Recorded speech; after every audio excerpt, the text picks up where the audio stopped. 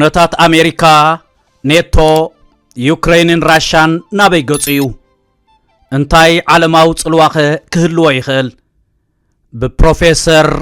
ፒኤልኦ ሉሙምባ ትርጉም ገብረ ሚካኤል ፍስሐየ ፕሮፌሰር ሉሙምባ ዘለንስኪ ኣብቲ ፖለቲካውን ወታደራውን ጾታ ኣሎ ኢለ ዝኣምን ንነብሱ ድማ ሓደ ዓብይ መንኮርኩር ገይሩ ይሓስባ ይኸውን እንተኾነ ስኒ ወይ ከዓ ክርካም ናይቲ መንኮርኩር እዩ ንሱ ኣውሮፓ ነቲ ኩናት ኣተሓሳስባኣ ንምስፍሕፋሕ ከም ምኽንያታዊ ዘይኮነስ ከም ምስምስ ንኽትጥቀመሉ ዕድል ሂብዋ ይብል ኩናት ራሻን ዩክሬንን ኣቓልቦ ኣህጉራዊ ማሕበረሰብ ስሒቡ ዘሎ ጉዳይ እዩ ከም ዝኸውን ዝኸኣለሉ ምኽንያት ድማ ጽልዋታቱ ኣብ ራሻን ዩክሬንን ተሓጺሩ ዝተርፍ ጉዳይ ዘይምዃነ እዩ እንተኾነ ነዚ ሕጂ ዘሎ ህልው ኩነታት ንምርዳእ ታሪኻዊ ድሕረ ባይታ ምውካስ ልቦና እዩ እዚ ድሕረ ባይታ እዚ ድማ ካብቲ መንደቕ በርሊን ዝፈረሰሉን ሕብረት ሶቪየት ተበታቲና ናብ ምምስራት ፌደሬሽን ራሻ ዘምርሓሉን ዓመተ 1989 1990 ዝጅምር እዩ ብግልጽ ከም እንፈልጦ ኣብቲ ግዜቲ ማለት ኣብ ግዜ ፕሬዝደንት ቀዳማይ ቡሽ ንጉዳይ ምብራቕ ጀርመን ጥራይ ዘይኮነስ እንተላይ ነተን ኣካል ሕብረት ሶቪየት ዝነበራ ንምውሳን ኣኼባታት ይካየደሉ ኣብ ዝነበረ ግዜ ብፍላይ ድማ ኣብቲ ውዕል ዋርሶው ዝፈረሰሉ ግዜ ብዙሓት ምዕራባውያን ወሃብቲ ርእይቶ ገለ መብጻዕታት ተኣትዩ ከም ዝነበረ ይኽሕድዎ እዮም እንተኾነ ከም ሳሙኤል ቤከር ጸሓፊ ጉዳያት ወጻኢ ኣሜሪካ ኤድዋርድ ሼቨርናዘ ሚኒስተር ጉዳያት ወጻኢ ራሻ ከምኡውን ሚኒስተር ጉዳያት ወጻኢ ጀርመን ዝኣመሰሉ ቀንዲ ወሰንቲ ኣካላት ናይቲ ሽዑ ግዜ ዝተሳተፍዎ ኣኼባ ኣብ ማልታ ተኻይዱ ከም ዝነበረ ንፈልጥ ኢና ኣብቲ ግዜቲ ሕብረት ሶቪየት ኣብ ስግግር ኣብ ዝነበረትሉ ግዜ እዩ ክበሃል ይከኣል ኣብዚ ግዜ ኣብዚ ኣኼባ እዚ መብጻዕታት ተገይሮም ከም ዝነበሩ ድማ ዝፍለጥ እዩ ገለ ከም ዝብልዎ ሽዑ ቤከር ማለት ጸሓፊ ጉዳያት ወጻኢ ኣሜሪካ ካብ ዝተዛረቦ ዝተቐድሐ ግን ድማ ኣብ ጽሑፍ ዘይሰፈረ ኔቶ ሓንቲ ኢንች እውን ትኹን ናብ ምብራቕ ኣይንቀሳቐስን እዩ ኢሉ ከም ዝነበረን ብዛዕባ ፖላንድ ኣብ ዝተዛረበሉ ግዜ እውን ፖላንድ ናብ ኔቶ ፈጺማ ኣይክጽምበርን እያ ከም ዝበለን ይዝፍለጥ ብፍላይ ግን ብዛዕባ ጉዳይ ዩክሬን ዝምልከት ብኮንዶሌዛ ራይስ ተጻሕፈን ብጆርጅ ቡሽ ተነበበን ቺክን ኬቭ ዝብል ስም ዝተዋህቦ ኣብ ኣኼባ ኬቭ ማለት ርእሰ ከተማ ዩክሬን ዝቐረበ ፍሉጥ ኣዘራርባ ጆርጅ ቡሽ ነቶም ዝኾረዩ ዩክሬናውያን ሕሉፍ ሃገራውነት ከወግዱ ከም ዘለዎም ከም ዝነገሮም ክሳብ ሕጂ እንዝክሮ እዩ ስለዚ እምበኣር እዚ ጉዳይ ኣብ ውሽጢ እዚ ታሪኻዊ ድሕረ ባይታ እዩ ክርአ ዘለዎ ራሻ ድማ ካብዚ ብምብጋስያ ማለት ምዕራብ ኣውሮፓ መብጽዑ ጠሊሙ እዩ ብዝብል ምኽንያት ኣብ ልዕልኡ ከቢድ ጽላኣት ከተሕድር ዝኸኣለት በዚ ምኽንያት ራሻ ኣቐዲመን ኣባላታት ዝነበራ ከም በዓል ፖላንድ ላቲቪያ ኢስቶንያ ዝኣመሰለ ሃገራት ናብ ኣውሮፓዊ ሕብረትን ኔቶን ምእታወንን ጆርጅያ ናይ ምኻድ ስግኣት ከንጸላልዋ ከሎን ጎረቤቶም ዝኾነት ዩክሬን ክትከይድ ምድላያን ክዕዘቡ ክኢሎም እዮም ኣብ ዓመተ 2014 ዝተወስደ ቀዳማይ ስጉምቲ ድማ ናብ ክሬምያ ምእታዊ ነይሩ ምኽንያቱ ኔቶ ናብ ኣፍ ደገ ገዛኣ ክመጽእ ኣይደልየትን ብድሕሪ ዝውን ከም ናይ ዶንባስክ ዝኣመሰሉ ካልእ ንጥፈታት ስዒቦም እዮም እዚ ድማ ዳርጋ መዓልታዊ ክበሃል ብዝኽእል ደረጃ ናይ ኔቶ ምስፍሕፋሕ ዘረጋገጸን ኣማሲኡ ድማ ንራሻ ንምድኻምን ልዕልና ኔቶ ኣብ ሙሉእ ኣውሮፓ ንምርጋጽን ዝተሃንደሰ ስጉምቲ ምዃኑ ዘርእይኒ ነይሩ ስለዚ ብዛዕባ ዝህሉ ኩነታት ክንዛረብ ከለና እዚ ታሪኻዊ ድሕረ ባይታ እዚ ክርስሳዕ የብሉን ካብዚ ብምብጋስ ምምሕዳር ራሻ ዩክሬን ናብ ኔቶ ክትጽምበር ትደልላ ዝብል ክሰምዕ ከሎ እቲ ግብረ መልሲ ክትጽምበር ኣይትኽእልን እያ ዝብል ጥራይ ክኸውን ዝኽእል ኣብቲ ሽዑ ግዜ ሰባት ንዩክሬን ዘይሻራዊ መርገፂ ክትሕዝ ኣለዋ ናብ ኔቶ ክትጽምበር የብላን ናብ ራሻ እውን ክትሓብር የብላን እንተኾነ ንኹሉ ክጥዕም ምእንቲ ናብ ኣውሮፓዊ ሕብረት ይኹን ኔቶ ከይኣተወት ክትቅጽል ኣለዋ ዝብል ርእይቶታት ክህቡ ተሰሚዖም እዮም ምምሕዳር ፕሬዝደንት ዘለንስኪ ግን ካብዝ ዝተፈልየ ኣረኣያ ይነርዎ ህዝብና ናብ ኣውሮፓ ክኸይድ ይደልዩ ደው ከብለና ዝኽእል ሓይሊ ድማ የለን ዝብል ድማ ነበረ እዚ እምበኣር ኩናት ከልዓዕል ዝኽኣለ ኣብ 2014 ዘጋጠመት ተዘክሮታት ክሬምያ ካብቲ ንራሻውያን ዘሎና ኣፍሉጦን መረዳእታን ብምብጋስ ኣብ 2022 እውን ከስርሕ ዝኽእል ኣማራጺ ዝብል ሓሳብ ስለ ዝነበረ ናብ ዩክሬን ብምእታው ሓጺርን ቁልጥፉን ወታደራዊ ስርሒት ብምክያድ ነዞም ውልቀ ሰባት ኣሊኻ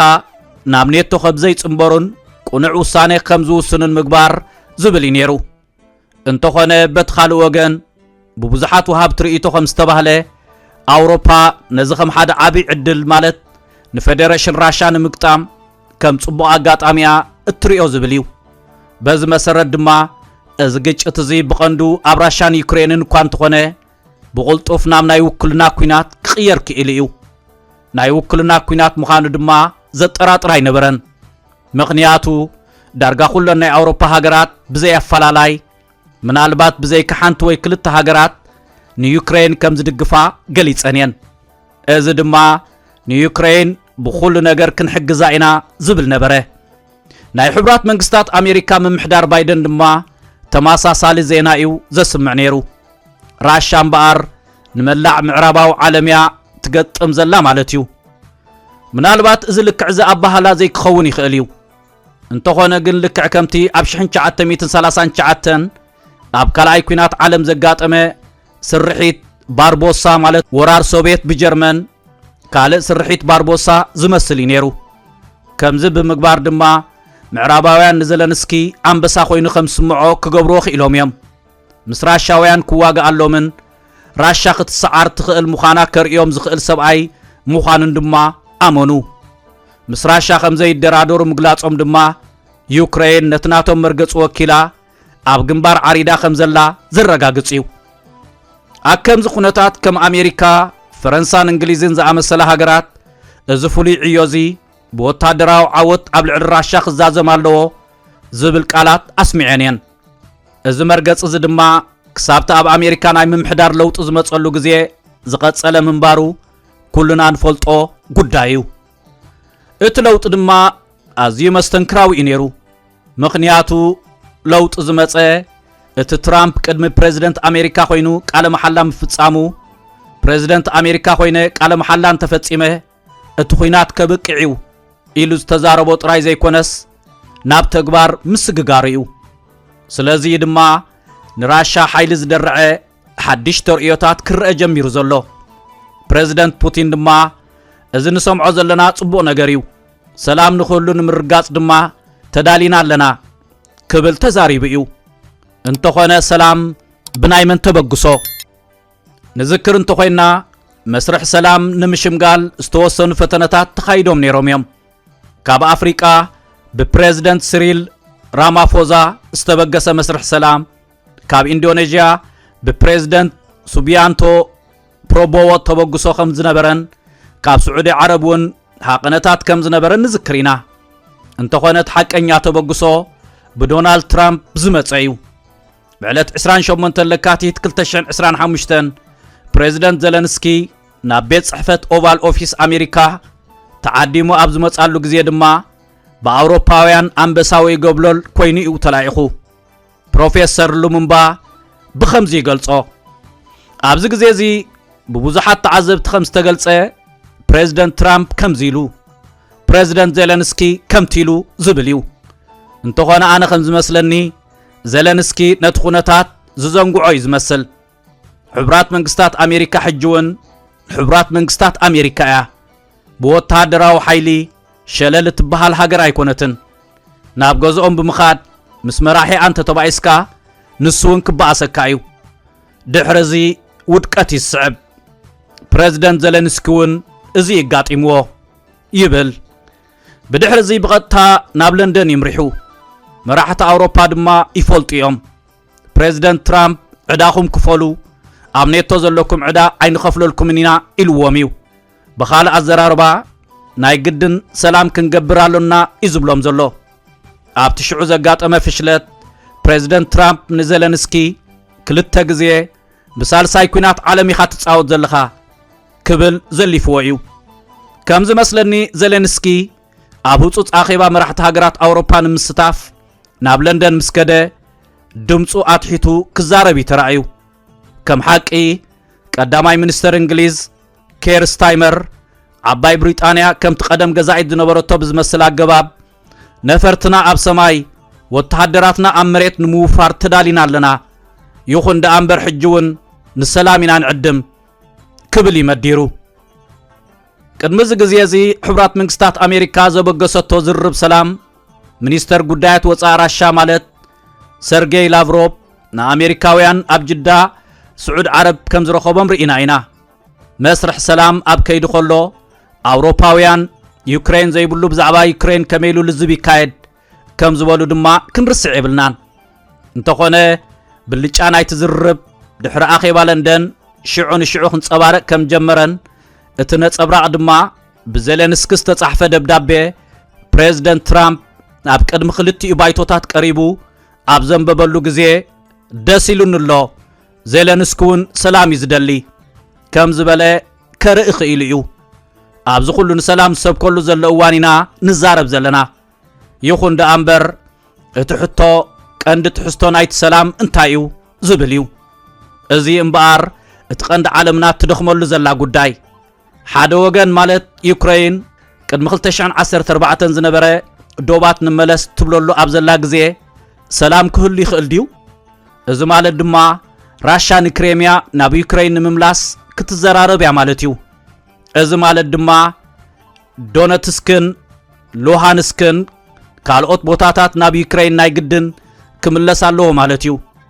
ከም በዓል ማርክ ሩቢዮን ማለት ጸሓፊ ጉዳያት ወፃኢ ኣሜሪካ ካልኦትን ዝኣመሰሉ ገለ ሰባት ድማ እዚ ዘይክኸውን ይኽእል እዩ ገለ መሬት ሕድገታት ምግባር ኣብ ግምት ከኣትለዎ ይብሉ ስለዚ ብዛዕባ ሰላም ክንዛረብ ከለና ብዛዕባቶም ክትሰማምዓሎም ዘለካ ጉዳያት ዘይሰማምዑ ምዃኖም ኢና ንዛረብ ዘለና ኣውሮፓውያን ኣብ ትሕቲ ቀዳማይ ሚኒስተር እንግሊዝ ኪር ስታመር ኣብዞም ናይ መሰማምዑ ጉዳያት ኣድሂምና ንሰርሕ ኣለና ማለት ነቲ ናይ ክልቲኡ ድሌታት ኣብ ምውሃድ ንሰርሕ ኣለና ነዚ ናይ ድሌታት ምውሃድ ድማ ሕቡራት መንግስታት ኣሜሪካ እንታይ ዓይነት ግብረ መልሲ ከም ዘለዋ ንምፍላጥ ናብ ኣሜሪካ ክንልእኮ ኢና ኢሎም ነይሮም ብተወሳኺ ኣብ ውሽጢ ኣውሮፓዊ ሕብረት ምስቲ ዝተረፈ ክፋል ኣውሮፓ ድምፅና ኣይንህብን ኢና ዝብል ኣዘራርባታት ከም ዘሎ ምስትውዓል ዘድልዮ እዩ ነዚ ትብል ዘላ ድማ ሃንጋሪ እያ እዚ ድማ ውህደት ከም ዘየለ እዩ ዘርእየና ነዚኡ ድማ ኪር ስታመር ምውሃድ ድሌታት ዝበሎ ኣብዚ ጉዳይ ተን ክልተ ወሰንቲ ድምፅታት ድማ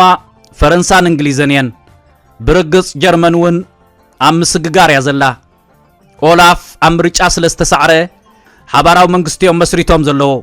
እዚ ድማ ርጉእ ኩነታት ዝፈጥር ኣይኮነን ብዛዕባ ምዕባይ ንምክልኻል ዝግበር ወጻኢታት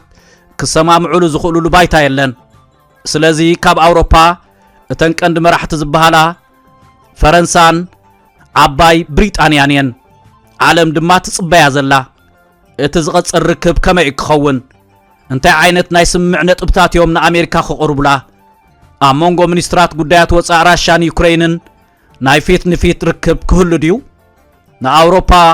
ኣውሮፓዊ ሕብረት ወይ ኔቶ መን ክውክሎ ካብ እንግሊዝን ፈረንሳን ዲ ክኸውን ናይ ዝኹሉ ክመጽእ ዝኽእል ዕዳ ሓላፍነት ዝወስድ መን እዩ ኣሜሪካ ድያ ማርክ ሩቢዮ ድዩ እዚ ኩሉ ምስ ኮነኸ ኣብ መንጎ ፕሬዚደንት ፑቲንን ፕሬዚደንት ዜሌንስኪን ናይ ፊት ንፊት ርክብ ክህሉ ድዩ ኣብ ቅድሚ ፕሬዚደንት ትራምፕ ክገብርዎ ይኽእሉ ድዮም እንተገይሮም ኸ ኢድ ንኢድ ሰላምታ ክጨባበጡ ድዮም ደረጃ ብደረጃ ዝትግበር መስርሕ ዲ ክኸውን ቀዳማይ ደረጃ ምቁራጽ ተኽሲ እንተኾይኑ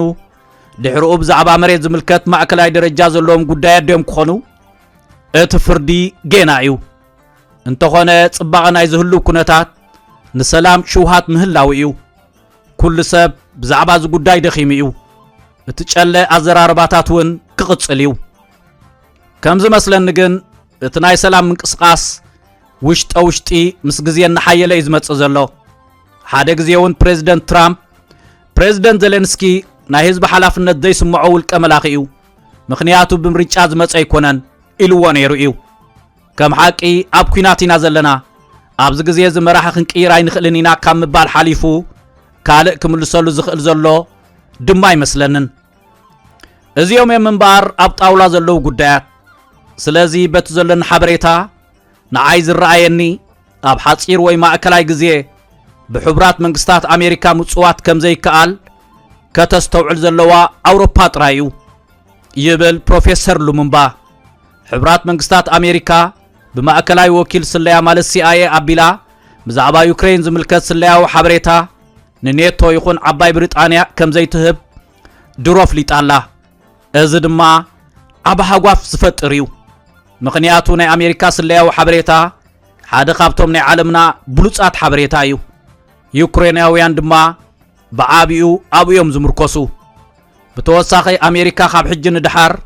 ንኔቶ ፋይናንሳዊ ሓገዝ ከም ዘይትገብረሉ ሓቢራ ምህላዋ ምስትውዓል ዘድልየ እዩ ስለዚ ኩሎም መራሕቲ ኣውሮፓ ኣብ ዝገብርዎ ምንቅስቓስ ኣሜሪካ ኣብ ጎኖም ከም ዘላ ከረጋግጹ ይደልዮም በዚ ምኽንያት እዮም ድማ ኣብ ዝኾነ ዝገብርዎ ነገር ብኣሜሪካ ክሓልፍ ዝደልይዎ ፕሬዚደንት ትራምፕ እውን ነዚ ዝደልዮ እዩ ዝመስል ካልእ ስዑዲ ዘዳለወቶ ዓብዪ ዋዕላ ሰላም እዩ ሕጂ እውን ነቲ ኩነታት ክዕዘቦ ከለኹ ተመሳሳሊ መስርሕ ሰላም ብስዑዳውያን ክህሉ ይኽእል እዩ ካብዚ ብምብጋስ ድማ ካብ ዝቕጽል 2 ወርሒ ኣቢሉ ሰባት ተስፋ ዝገበሩሉ ነዚ ዞባ ከረጋግእ ዝኽእል ገለ ጭቡጥ ነገር ክህሉ ይኽእል እዩ እንተኾነ ራሻውያን ብጂኦፖለቲካዊ ይኹን ጂኦስትራቴጂካዊ ዓይኒ ከምዚ ዓይነት ሕድገት ዝገብሩ ይኮኑን ዩክሬናውያን ድማ እዞም ሕድገታት ክግበሩ ኣለዎም ዝብሉ እዮም ስለዚ ኣዝዩ ከቢድ መስርሕ ሰላም ከም ዝኸውን ፍሉጥ እዩ እንተኾነ ከቢድ ማለት ክፍታሕ ኣይክእልን ማለት ኣይኮነን ንራሻን ዩክሬንን ተተዓዚብና ክንሪኦን ንኽእል እውን እዚ እዩ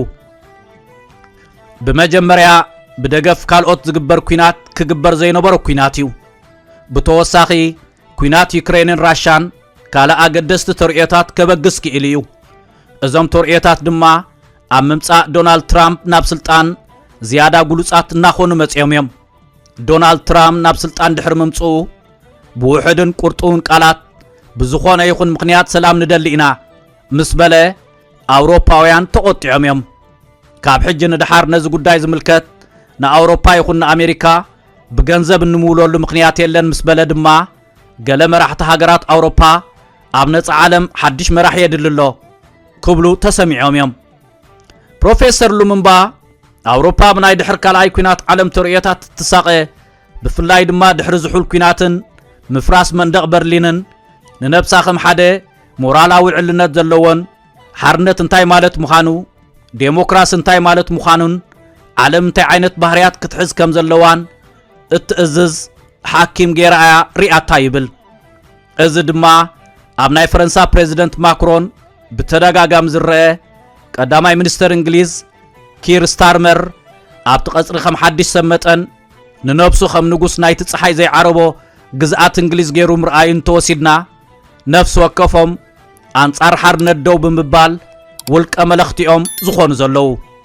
ራሻ ድማ በዚ ዓይኒ እዚኣ ክትረአ ዘለዋ ካብዚ ሓሊፉ ግን ኣብ ራሻ ሓርነት የለን ኣብ ቻይና ሓርነት የለን ሓርነት ዘለዋ ሃገር ኣውሮፓ ጥራያ ስለዚ ነዚ ኩናት እዚ ኢና ንቃለሶ ዘለና ምኽንያቱ ነቲ ኣካል ነፃ ዓለም ዘይኮነት ራሻ ኢና ንቃለሳ ዘለና ዝብል እውጅ መርገፂ ዘለዎም ንሃገራት ድማ ናብቲ ነፃ ዓለም ዝብልዎ ንኸይፅምበራ ይኽልክልወን ነታ መርኣያ ኩናቶም ኮይና ዘላ ዩክሬን ጥራይ ኣይኮንን ከልኪሎማ ንጆርጂያ እውን ከልኪሎማ እዮም ስለዚ ካብዚ ብምብጋስ ጥሙሕ ናይዘን ሃገራት እንተርኢናዮ ኣብ ኣውሮፓ ኒኩሌራዊ ስግኣት ክኸውን ዝኽእል ዓብ ሓይሊ ከም ዘይህሉ ንምግባር እዩ እቲ ቀንዲ ናይ ኣውሮፓውያን ጥሙሕ እምበኣር እዚ እዩ ክበሃል ይከኣል ብናተይ እምነት ድማ ዜሌንስኪ ኣብቲ ፖለቲካውን ወታደራውን ፀወታ ኣሎ እየ ዝብል ምናልባት ንነብሱ ከም ሓደ ዓብዪ መንኮርኩር ገይሩ ይሓስባ ይኸውን እንተኾነ ግን ከም ሓንቲ ስኒ ማለት ክርካም ናይቲ መንኮርኩር እዩ ይብል ፕሮፌሰር ሉሙምባ ዜሌንስኪ ንኣውሮፓ እቲ ኩናት ነታ ነፃ ዓለም ዝብላ ተሓሳስበኣ ንምስራፅ ከም ምኹኒ ዘይኮነስ ከም ምስምስ ንኽትጥቀመሉ ዕድል ሂብዋ እዩ ሓደ ኣብ ደሙ ዝኣተወ ነገር እንተሎ ድማ ንቅድሚት ምክስጋስ ልክዕ ከም ንድሕሪት ምምላስ ኣዝዩ ኣድካሚ ገይሩ ዝርኢ ተሓሳስባ እዩ ስለዚ ዋላውን በቀረባ ዕዘቦ ተፈተንኩ ክርዳኣኒ ይከኣለን ምናልባት ኣካል ኤውሮፓ ክንከውን ንደሊና ኣካል ኔቶ ክንከውን ንደሊና ክብል ጥራይ ሰምዖ እቲ ምኽንያት ድማ ራሻ ነተን ኣቀዲመን ኣካል ሕብረት ሶቪየት ዝነበራ ግዝኣታት ናብ ቁጽጽርካ ምእታው ብዝብል ሕማም እትሳቐ ዘላ ሃገርያ ዝብል ኣረኣያ ኣለዎም ብኸምዚ ዓይነት ኣረኣያ እምበኣር ክግለጽ ዝኽእል ኣብዚ ሕጂ ግዜ ኣብ ዩክሬን ተዓብላሊ ኣረኣያ ዘሎ ንባዕሉውን ኣካታዒዩ ምኽንያቱ ዩክሬን ብዙሓት ናይ ራሻ መበቆል ዘሎም ህዝቢ ዝርከብዋ ሃገርያ እቲ ኣብ ዶነተስክ ሉሃንስክን ዛፖሮዥያን ዝተረኣየ ሓቂውን እዚ እዩ ኣብ ክሬምያውን ተመሳሳሊ እዩ ስለዚ ሓደ ግዜ በቲ ዜሌንስኪ ዝወስዶ መርገጺ እደናገጸ ምኽንያቱ ብዘይፈልጦም ነገራት እዩ ግዳይ ዝኸውን ዘሎ ሕብራት መንግስታት ኣሜሪካ ድማ መስርሕ ዳግመ ግምገማ ዝምድና ኣትገብር ዘላ ትራምፕ እንትኾነውን ኣብ እተሓሳስቡ እዩ ጸኒዑ ዘሎ መበል 45 ፕሬዝደንት ኣሜሪካ ዝነበረሉ ግዜ ኣውሮፓ ብጽሒታ ክትከፍል ኣለዋ ኣሜሪካ እትኸፍለሉ ምኽንያት የለን ኢሉ ከም ዝነበረ ዝፍለጥ እዩ ሕጂ መበል 47 ፕሬዝደንት ኮይኑ ምስተመርጸውን ነቲ ብፕሬዝደንት ባይደን ተዓናቂፉ ጸንሐ ክዛረበሉ ጀሚሩሎ ብናቱ ኣገላልጻ ድማ ንዓናን ንኣውሮፓን ዝፈልየና ሓደ ዓብይን ጽቡቕን ውቅያኖስ ኣሎ ንነብስና ድማ በቲ ኣብ ጎረባብትና ዝርከብ ነገራት ክትተሓዝ ኣይንደልያን ኢና ይብል ስለዚ ዶናልድ ትራምፕ ዜሌንስኪ ክዘራረብ ከሎ ዘርኣዮ ተግባር እንተርኢናዮ ኣሜሪካ ኣውሮፓውያን ዕዳኦም ክኸፍሉን ኣብ ዩክሬን ዘሎ ማዕድናት ንዘመናዊ ቴክኖሎጂን ኣእምራዊ ብልሕን ክትጥቀመሉ ከም ትደልን ዝሕብር እዩ ስለዚ ኣብ ቀጻሊ ክመጽእ ዝኽእል ናይ እንካን ሃባን ዝምድና ጥራዩ ምኽንያቱ ናይ ትራምፕ መልእኽቲ ማዕድናትኩም ክንጥቀመሉ እንተኽኢልና ጥራይና ክንሕግዘኩም እንኽእል ዝብል እዩ ነይሩ ትራምፕ ናይ እንካን ሃባን ዝምድና እዩ ተዛሪቡ ዩክሬን ክትከፍል ከም ዘለዋ ከረጋግጽ እዩ ዝደሊ እቲ ዝተረፈ ዓለም ድማ ይዕዘብ እዩ ዘሎ እታ ናይ ንግዲ ባህሊ ዘለዋ ቻይና ኣቑሑታት ትሸጠላ ዓለም ክትውልያ ትደሊ ስለዚ ኣብዚ ከባቢ ሰላም ክህሉ ስለትደሊ ንግዚኡ ንቻይና ዝሕጉስ ክገብሩ ይኽእሉ እዮም ካብቲ ጸንሐ ናይ ኣውሮፓ ራሻን ኣሜሪካን ሓይሊ ናይ ንግዲ ንጥፈታታ እተካይድ ቻይና ሰላማዊ ዕቤት እተርኢ ቻይና ከም ኣማራጺ ክደልዩ ይኽእሉ እዮም ስለዚ እዞም ነገራት እዚኦም ነቲ ኩነታት ክጸልዎ ዝኽእሉ እዮም ብዙሓት ኣረኣያታት ክቕልቀሉ ይኽእሉ እዮም ኣብ መወዳእታ ድማ ተስፋ ዝቆረጸት ኣውሮፓ ናይ ምፍጣር ተኽእሎ ዘለዎ እዩ ኣብ ብዙሕ መዳያት ተስፋ ዝቆረጸት ኣውሮፓ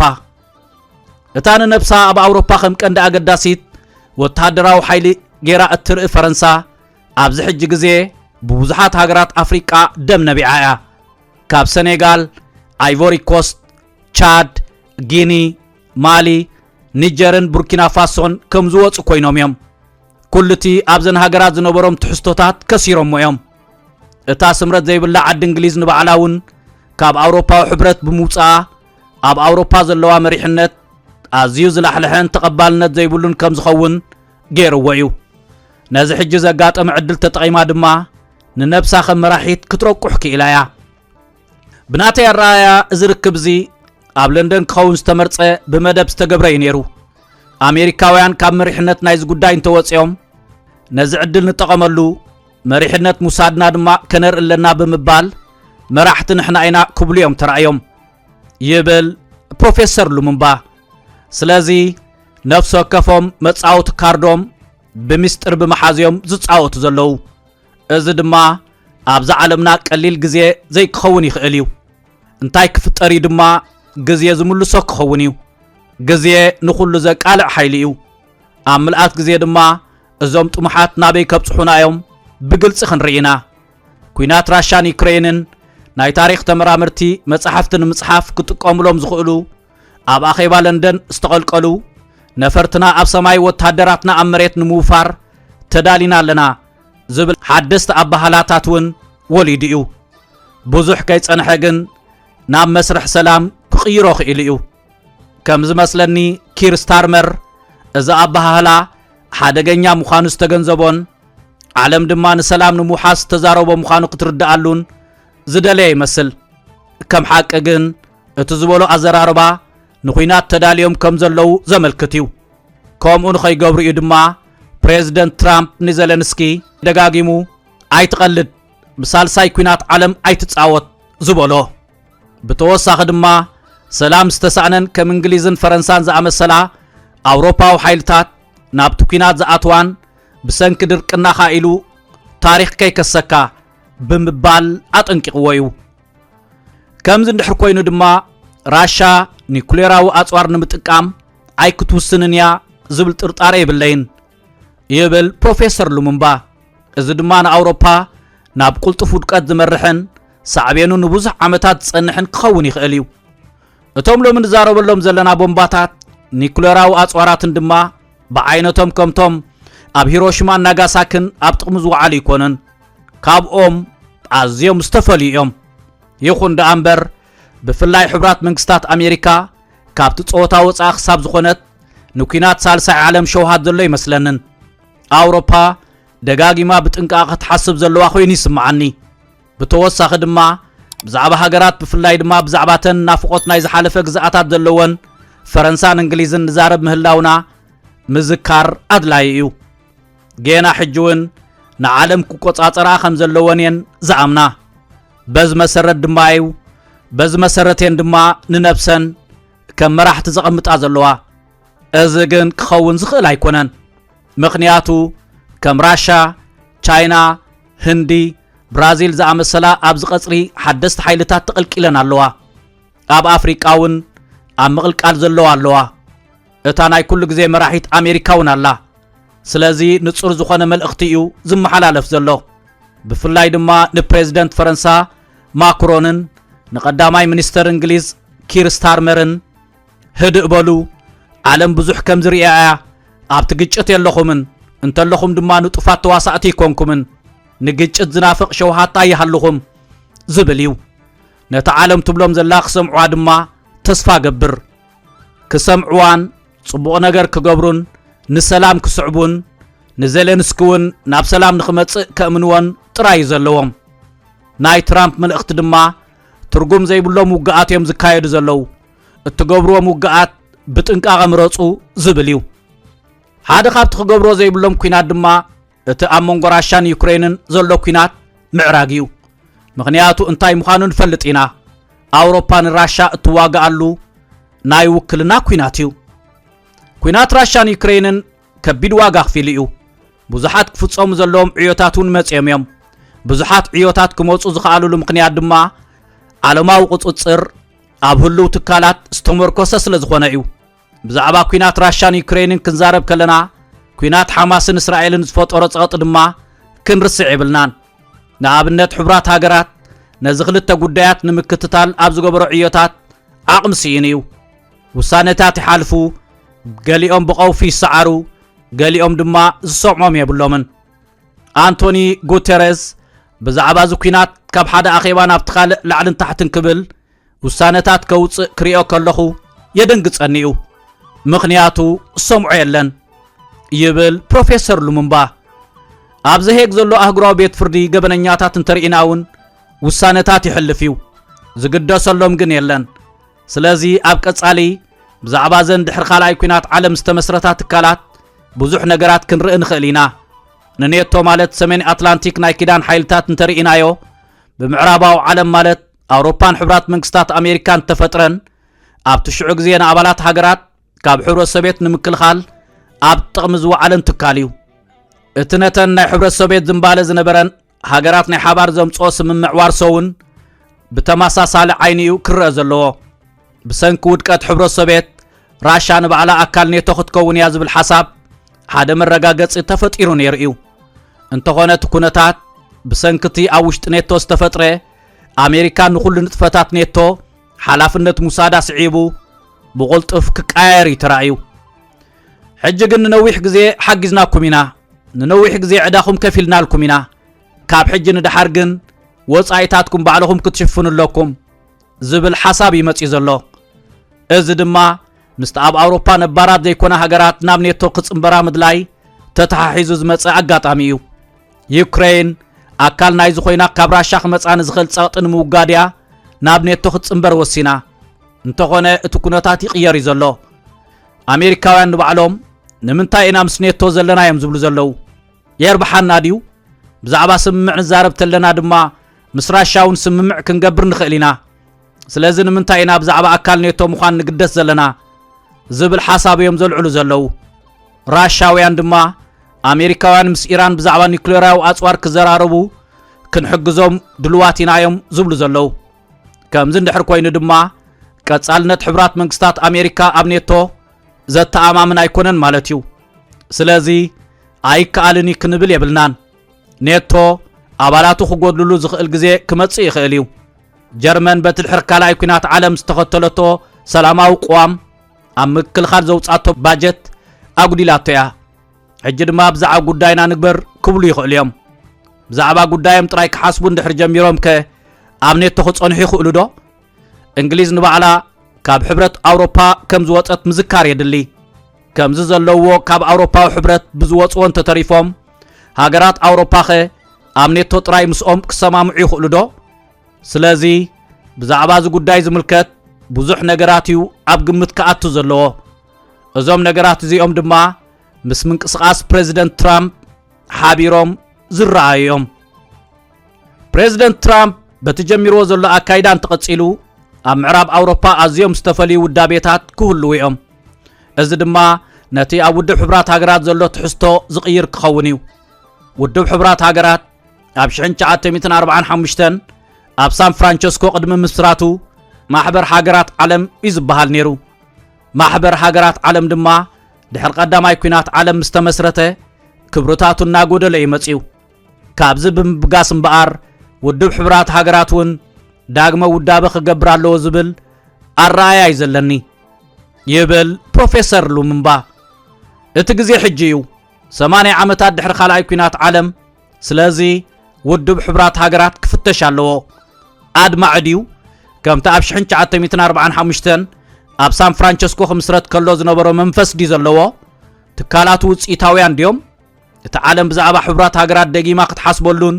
ብዝተፈልየ ኣገባብ ከተሕይሎን ዘለዋ ግዜ ሕጂ እዩ እዚ ክትዕዝ ድማ እዋናዊው ኢለ ሓስብ ሃገራት ኣፍሪቃ ድማ ካብ መጀመርታ ኣካል ናይ ዝምንቅስቓስ ኢና እንተኾነ ናይ ቀዋሚ ኣባልነት ደረጃና ክነረጋግጽ ኣይከኣልናን ዝብል ኣረኣያ እዩ ዘለወን ሕብረት ኣፍሪቃ ንባዕሉ ኣብ ውድብ ሕብራት ሃገራት ክልተ መናብር ክህልወና ኣለዎ ኢሉ ክዛረብ ከሎ ብኸመይ እዩ ከም መቃርሖ ነቲ ሰሜናዊ ክፋል ሓንቲ ሃገር ምረፁ ስለዚ ግብፂ ቀዋሚት ኣባል ትኹን ኣብ ትሕቲ ሰሃራ ኣፍሪቃ ድማ ናይጀርያ ወይ ደቡብ ኣፍሪቃ ምረፁ ዲኻ ክትብሎም ስለዚ እዞም ጉዳያት እዚኦም ኣብ ግምት ክኣትዉ ዘለዎም እዮም በዚ መሰረት ድማ ከም ውፅኢት ግጭት ዩክሬንን